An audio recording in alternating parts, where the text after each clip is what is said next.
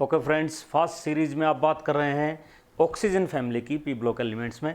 तो oxygen family में कौन से एलिमेंट्स हैं, यानी ग्रुप 16 की हम बात कर रहे हैं। ओ ओल्ड स्टाइल से टेपो, यानी कि oxygen, sulphur, selenium, tellurium, polonium. ऊपर वाले जो दोनों हैं ऑक्सीजन और सल्फर, ये दोनों नॉन मेटल्स हैं। इससे नीचे वाले सिलीनियम, टेलुरियम, ये मेटलोइड्स हैं। और पोलोनियम एक मेटल है जो रेडियो एक्टिव एलिमेंट भी है। अब इनका इलेक्ट्रॉनिक कन्फिग्रेशन आपसे पूछें तो क्या होगा। जैसे ऑक्सीजन का एटॉमिक नंबर है 8 मीन्स 1s2 2s2 2p4। तो नीचे वालों को आप अपने आप बता सकते हो, ये 2s2 2p4 है तो ये आएगा 3s2 3p4, नीचे 4s2 4p4 and so on. इसके बाद इसके इंपॉर्टेंट क्वेश्चंस पे आ जाते हैं। जैसे पहले बार बार ये पूछते हैं H2O लिक्विड है, H2S गैस है, ऐसा क्यों है। तो आपने बताना है H2O में क्या है, हाइड्रोजन बॉन्ड प्रेजेंट होता है, बन सकता है। H2S गैस है, ये हाइड्रोजन बॉन्डिंग यहाँ पर नहीं हो पाती है क्योंकि सल्फर का बड़ा साइज है, स्टेरिक हिंड्रेंस होती है, वो रुकावट बन जाता है, हाइड्रोजन आकर बॉन्ड नहीं बना पाता है। इसीलिए इसके पार्टिकल दूर दूर रहेंगे, यानी कि गैसियस फॉर्म में होंगे, इसके लिक्विड में होंगे। एलिमेंटल ऑक्सीजन 2 फॉर्म्स में पाई जाएगी, dioxygen and trioxygen. Dioxygen यानी कि O2, ट्राई ऑक्सीजन जिसको ओजोन भी आप बोलते हैं। ओजोन के बारे में आपसे क्वेश्चन पूछ लेते हैं बहुत बार, तो जो इसके मेन 4-5 पॉइंट्स हैं इनके ऊपर बात कर लेते हैं। ओजोन सबसे पहले बनेगी कैसे। O2 जो ऑक्सीजन है, इसी के ऊपर आपने अप्लाई करना है साइलेंट इलेक्ट्रिक डिस्चार्ज, और उसमें क्या होगा, ये O3 यानी कि ओजोन में बदल जाएगी। एंडोथर्मिक रिएक्शन है, यानी कि एनर्जी अंदर ली जाती है, प्लस 142 किलो जूल पर मोल इसकी एनर्जी, यानी कि ये एंडोथर्मिक इसके अंदर ली जा रही है। ओजोन लेयर एक ब्लैंकेट का काम करती है, अर्थ को बचाती है, सन से आने वाली हानिकारक अल्ट्रावायलेट रेडिएशंस को ये रोक लेती है, लेकिन आजकल ये लगातार ख़त्म होती जा रही है। इसके डिप्लीशन का कारण है पोल्यूटेंट्स, जिनमें सबसे मेन है नाइट्रिक ऑक्साइड, क्लोरोफ्लोरोकार्बन यानी कि CFC, और फ्लोरोकार्बन यानी कि FC। अब ये कैसे पोल्यूट करते हैं। अब जैसे कि कहाँ होते हैं, फ्रियोन्स यानी कि रेफ्रिजरेटर हैं, AC हैं, उनमें से निकलते हैं ये। तो निकल कर कहाँ जाएंगे, एनवायरनमेंट में ऊपर जाएंगे जहाँ ओजोन लेयर है। कहाँ है, स्ट्रेटोस्फीयर में है। अर्थ से 20 किलोमीटर आप चले जाओ तो 20 से लेकर 60 तक ये अर्थ के पूरे चारों तरफ एक ब्लैंकेट है, कंबल सा है, एक आवरण है जिसको ओजोन लेयर हम बोल रहे हैं। तो ये जाएंगे, जैसे ये फ्रियोन है CCl2F2, कार्बन की वैलेंसी 4 होती है, 2 Cl हैं 2 फ्लोरीन हैं। H यानी कि लाइट की प्रेजेंस में क्या होता है, इससे क्लोरीन फ्री रेडिकल प्रोड्यूस होता है, यानी कि अनपेड इलेक्ट्रॉन है क्लोरीन के पास, और ये दूसरा बच गया, ये भी CClF2, ये भी एक रेडिकल है। लेकिन ये जो क्लोरीन फ्री रेडिकल है बहुत ज़्यादा अनस्टेबल होता है, जिसको भी सामने देखेगा उसी से रिएक्ट करेगा, उसको टक्कर मारेगा भाग के। और अब इसको दिखाई देने वाला है ओजोन। तो ओजोन लेयर में जैसे ये पहुँचते हैं, क्लोरीन फ्री रेडिकल ओजोन के ऊपर अटैक करेगा, इसको तोड़ देगा, जिससे O2 बनेगा और OCl बनेगा। O2 हालांकि जिंदा रहने के लिए ज़रूरी है, लेकिन जिंदा रहने के लिए, सांस लेने के लिए ज़रूरी है ऑक्सीजन। अब जब ओजोन लेयर ही नहीं होगी तो इतनी high energetic radiations, ultraviolet radiations earth तक आएंगी कि आदमी का जीना ही मुश्किल हो जाएगा। तो फिर सांस लेने की ज़रूरत क्या पड़ेगी। इसलिए इस O2 के बनने के बाद भी आपको खुश नहीं होना है, ये ओजोन लेयर का डिप्लीशन होता है। ऑक्सीजन या डाई ऑक्सीजन O2 जिसकी हम बात करें, इसका anomalous behaviour, anomalous means different behaviour होता है बाकी के अलग मेंबर से। इसका क्या कारण है, देखो ये किसी का भी पूछ ले, आपने वही 3 पॉइंट्स याद रखने हैं। Small size, high electronegativity, absence of D orbital. ये आप रट लो तीनों बातें, small size, high electronegativity and absence of D orbitals, तो उसका बिहेवियर औरों से अलग हो जाएगा। ये 3 बात आपने लिख देनी है। क्या अलग होगा, जैसे ऑक्सीजन ऑक्सीजन डबल बॉन्ड बनाता है, नीचे वाले नहीं बनाते। ऑक्सीजन एक गैस है, नीचे वाले नहीं है। इस टाइप के जो यानी कि एनॉमलस, इनसे अलग बिहेव ऑक्सीजन करता है। नेक्स्ट इंपॉर्टेंट क्वेश्चन है, ऑक्सीजन ज़्यादा इलेक्ट्रोनेगेटिव है सल्फर से, लेकिन इलेक्ट्रॉन एफिनिटी सल्फर की ज़्यादा है। इसका कारण है इसका साइज। इलेक्ट्रोनेगेटिविटी क्या होता है, जो शेड पेयर है, बॉन्ड जो है, उसके इलेक्ट्रॉन को अपनी तरफ खींचने की ताकत, वो ऑक्सीजन की ज़्यादा है क्योंकि इसका स्मॉल साइज है। लेकिन इलेक्ट्रॉन एफिनिटी का मतलब है जो आउटर मोस्ट शेल, उसमें आपने इलेक्ट्रॉन डालना है। तो वही साइज अब इसके लिए मुसीबत बनेगा ऑक्सीजन के लिए। कैसे, क्योंकि इसमें 2 ही शेल हैं, पहले में आएंगे 2 दूसरे में 6 यानी कि 6 इलेक्ट्रॉन यहाँ प्रेजेंट हैं। लेकिन सल्फर में सल्फर का साइज बड़ा है, इससे बड़ा है। तो ऑक्सीजन का कम साइज होने के कारण इस शेल में ये इलेक्ट्रॉन पास पास हैं, नज़दीक हैं एक दूसरे के। जैसे ही आप बाहर से एक इलेक्ट्रॉन डालने के लिए लेके आएंगे तो ये कहेगा भाई हमारे पास तो पहले ही जगह नहीं है, क्योंकि ये शेल छोटा है। तो ये कहेगा दूसरे को एक्सेप्ट नहीं करेगा, मतलब जो आप नया डालने जा रहे हो इलेक्ट्रॉन एफिनिटी के अंदर। लेकिन सल्फर का साइज क्या होगा, एक और सेल जुड़ेगा तो बड़ा है। अब इसमें भी 6 इलेक्ट्रॉन, लेकिन वो दूर दूर हैं, तो बाहर से कोई भी इलेक्ट्रॉन आप लेकर आओगे तो उसमें इसको कोई एतराज़ नहीं होगा, वो आप इसमें डाल सकते हो। यानी कि इलेक्ट्रॉन एफिनिटी इसकी ज़्यादा होगी सल्फर की। Electron can be added easily क्योंकि इसका साइज़ बड़ा है।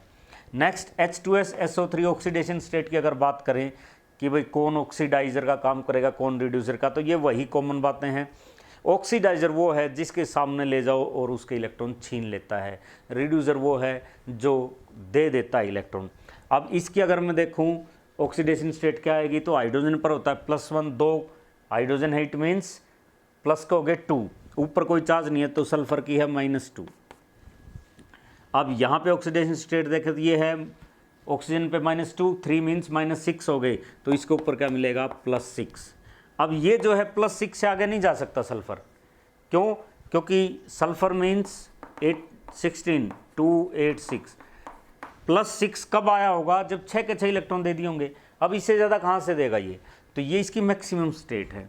तो -2 से लेकर +6 तक सल्फर शो करता है ऑक्सीडेशन स्टेट्स। इनके मैंने डिटेल वीडियो भी डाले हुए हैं, जहां आपको कोई ज़्यादा दिक्कत लगे तो आप वहां उनको देख सकते हैं। नेक्स्ट क्वेश्चन है जैसे HCl6SF6, ये नहीं बनता, ये बनता है, आसान सी बात है। क्लोरीन का साइज बड़ा है तो सल्फर के चारों तरफ वो नहीं आ सकते, फ्लोरीन का साइज छोटा है तो सल्फर के चारों तरफ 6 फ्लोरीन एटम आ सकते हैं, अकोमोडेट कर सकते हैं, तो ये बनेगा, ये नहीं बनेगा। नेक्स्ट यहीं से पूछ लिया SF4 इजीली हाइड्रोलाइज होता है, SF6 नहीं होता है, इसका क्या कारण है? ये इजीली इसलिए होगा कि 4 एटम्स हैं तो इसमें स्पेस है तो वाटर मॉलिक्यूल रिएक्ट कर सकता है, उनको जगह मिलेगी जो ऑक्सीजन लोन पेयर के थ्रू या जैसे भी इसके ऊपर अटैक करने आएगा। जबकि SF6 में क्या होगा, 6 फ्लोरीन एटम्स हैं तो किसी के आने की कोई जगह नहीं है, इसलिए ये हाइड्रोलाइज नहीं होगा। SF6 क्या है, कलरलेस, ऑर्डरलेस होता है, थर्मली स्टेबल है, इनर्ट होता है, हाई वोल्टेज जनरेटर्स वगैरह में भी यूज़ किया जाता है। नेक्स्ट क्वेश्चन है HClO4 बनता है, HFO4 नहीं बनता है, या इसी को ऐसे पूछ लेते बहुत बार, why oxo acids of fluorine are not form. बहुत इंपॉर्टेंट क्वेश्चन है, NCERT का है, ये सारे NCERT के हम डिस्कस कर रहे हैं। इनके ऑक्सीडेशन स्टेट निकाल के देख लेते हैं। O4 का मतलब है -8 होगा ऑक्सीजन, ये है +1, इसका मतलब क्लोरीन के ऊपर +7 होना चाहिए, तब ये बात बनेगी। ये क्या है, ये -8 हो गया, ये है +1, यानी कि फ्लोरीन के ऊपर +7 होना चाहिए। फ्लोरीन के ऊपर +7 का मतलब ये है कि फ्लोरीन ने 7 इलेक्ट्रॉन्स डोनेट कर दिए हैं, यानी कि किसी ने इसके 7 इलेक्ट्रॉन्स छीन लिए हैं। ये तो बहुत ही गलत बात है, क्योंकि फ्लोरीन इज मोस्ट इलेक्ट्रोनेगेटिव। पूरी पीरियोडिक टेबल में फ्लोरीन ही सबसे ज़्यादा इलेक्ट्रोनेगेटिव है। किसी एलिमेंट में इतनी हिम्मत नहीं है जो फ्लोरीन के 7 इलेक्ट्रॉन्स छीन सके, इसलिए ये संभव है ही नहीं कि फ्लोरीन प्लस की 7 ऑक्सीडेशन स्टेट तक पहुंच जाए। अगर ये संभव नहीं है तो इसका ऑक्सी एसिड यानी कि HFO4 नहीं बन सकता है। अब देखते हैं H2SO4 के बारे में। इसको किंग ऑफ केमिकल्स भी कहा जाता है। इसके बनाने का जो मेथड है उसका नाम है कॉन्टैक्ट प्रोसेस। 96 to 98% यहाँ से प्योर मिलेगा, यानी कि अच्छा मेथड है ये। 3 स्टेप हैं। पहले सल्फर को एयर के साथ मिलाओ, SO2 बनेगा। SO2 को कैटलिस्ट V2O5 की प्रेजेंस में आप गर्म करेंगे, ऑक्सीजन की प्रेजेंस में SO3 बनेगा।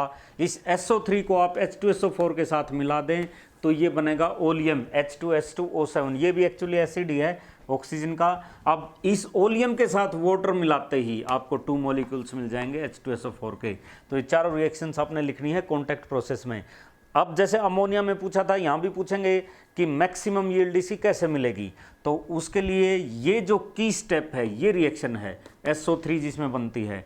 तो SO2 + O2 ये रिवर्सिबल रिएक्शन है, इससे SO3 बनती है। डेल्टा H है -196, इट मीन्स एक्सोथर्मिक रिएक्शन है। एक्सोथर्मिक रिएक्शन है तो क्या करेंगे, टेम्परेचर कम रखना पड़ेगा अगर मैक्सिमम यील्ड चाहिए तो। रिवर्सिबल रिएक्शन है। अगली बात, अगर मैं प्रेशर की बात करूं तो 2 और एक यहाँ है, 3 वॉल्यूम है इस साइड में 2 हैं, इस मीन्स यहाँ पर ज़्यादा हैं। तो ली-चैटलियर प्रिंसिपल क्या कहता है कि अगर यहाँ ज़्यादा है तो इनकी ऐंठ कम करो, यहाँ पर प्रेशर ज़्यादा करो, तो यहाँ पर प्रेशर ज़्यादा अप्लाई करोगे तभी प्रोडक्ट ज़्यादा बनेंगे।